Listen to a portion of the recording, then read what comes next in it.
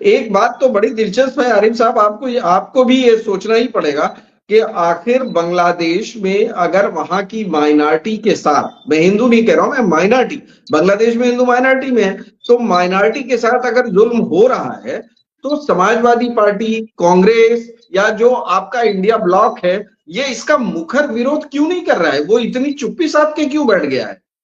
फिर आप इंडिया की माइनॉरिटी के साथ अगर कुछ होता है तो आप शोर शराबा करने लगते हैं। तो अगर इसको वोट की पॉलिटिक्स में कहा जाए तो क्या कहा जाए आरिफ साहब?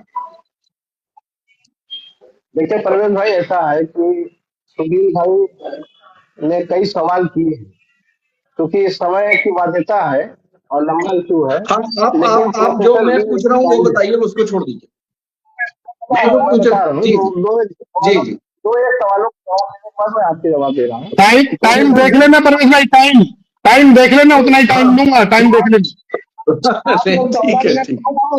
बोला था सुधीर भाई, 10 मिनट बोला था। नहीं नहीं और नहीं मैं ये कह रहा हूँ नहीं, कि ठीक है। यही यही उत्तर प्रदेश टाइम्स की सबसे बड़ी खासियत है कि हम लोग हंसते मुस्कुराते हुए अपनी वैचारिक बातचीत कहते हैं और वैचारिक बातचीत सुनते हैं। बहरहाल आप आरिफ साहब। मैंने प्रोफेसर बी एन पांडे, जो प्रयागराज के महापौर हुए थे, चेयरमैन हुए थे, मैं उनकी किताब पढ़ा हूँ। और उन्होंने खुद लिखा है कि औरंगजेब को लेकर के जो भावना मेरे मन में पहले थी, वो भावना अब नहीं है। क्योंकि उनके दौर में एक इलाहाबाद की मंदिर का मामला आया, मालिकाने का, कि पुजारी कौन है। तो एक शख्स था, उसने कहा कि इसके पुजारी हम हैं, दूसरे ने कहा हम हैं। दोनों लोगों से डॉक्यूमेंट्स मांगा गया। डॉक्यूमेंट लेकर के जब आए तो एक साथ जो थे वो औरंगजेब के जमाने का जो फारसी में फरमान होता था, उस फरमान को वो लेकर के गए। और जब professor B N Pandey ji ने तफ्तीश किया, तो वहीं इलाहाबाद के अंदर फारसी के जानकार थे खन्ना जी, जिनका पूरा नाम मुझे नहीं याद है, उनके पास गए और प्रोफेसर बी एन पांडे ने पूरी तफ्तीश की। तो खन्ना जी ने कहा कि सिर्फ यह इलाहाबाद का मंदिर नहीं है, वाराणसी का जंगमबाड़ी का मंदिर, चित्रकूट का बालाजी मंदिर, असम का कामाख्या मंदिर, ऐसे बहुत सारे मंदिर हैं जिनको बनाने का काम औरंगजेब ने किया था, और उनके यहाँ पुजारी सरकारी तनख्वाह पे नियुक्त करने का भी काम किया था। यह बहुत बड़ा इशू है। कहीं ना कहीं से दुर्भावना फैलाई गई है हमारे बहुसंख्यक भाइयों के बीच में। यह इशू बहुत बड़ा है, इसको बात करने की जरूरत है। ये जो दुर्भावना मुसलमानों के प्रति है मन के अंदर, इसे खत्म करने की जरूरत है। और जो आपने कहा कि महाराणा प्रताप ये तमाम सत्ता की लड़ाई थी, वो हिंदू मुस्लिम की लड़ाई नहीं थी, वो सत्ता की लड़ाई थी। ये कोई हिंदू मुस्लिम की लड़ाई नहीं थी। सुनील भाई आपको मौका देंगे, सुनील भाई मैं आपको पूरा मौका देंगे। अब आरिफ साहब की बात खत्म। बहुत शार्ट में एक बात कह करके जा रहा हूँ कि वो सत्ता की लड़ाई थी, और तमाम मुगल या मुस्लिम शासकों के यहाँ आपके तमाम ब्राह्मण और यहाँ के देश के भाई हिंदू भाई बहुसंख्यक लोग उनके सेनापति हुआ करते थे।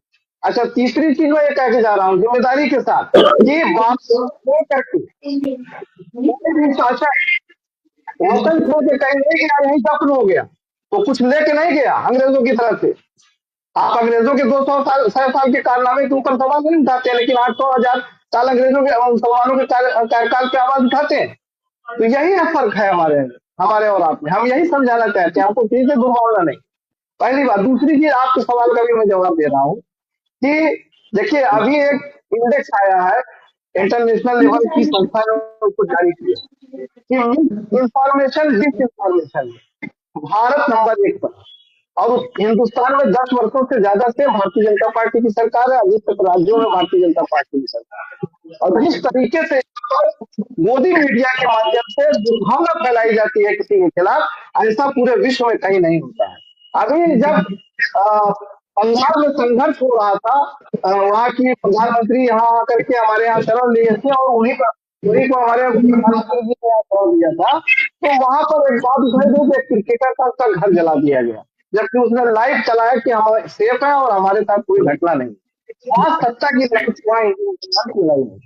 और विपक्ष ने भी संसद के अंदर भारत और बांग्लादेशी हिंदुओं के लिए निवेदन किया है लोकसभा अध्यक्ष कि भारत पूरा पक्ष रखे और वहां के हिंदुओं से बात करें वहां की सरकार से। विपक्ष किसी भी समाज के लोगों को छोड़ता नहीं है, हमने संसद भवन के अंदर ये आवाज उठाई है। और संभल से जोड़ देना, क्या संभल में जो लोग मारे गए हैं 5 बच्चे, आया तो है पोस्टमार्टम की रिपोर्ट, सका की गोली मारी गई। और जो आप कहते हैं कि पाकिस्तान में मोड़ देते हैं, तो अभी तस्लीम का भी एक फैसला आया है इंदौर की अदालत।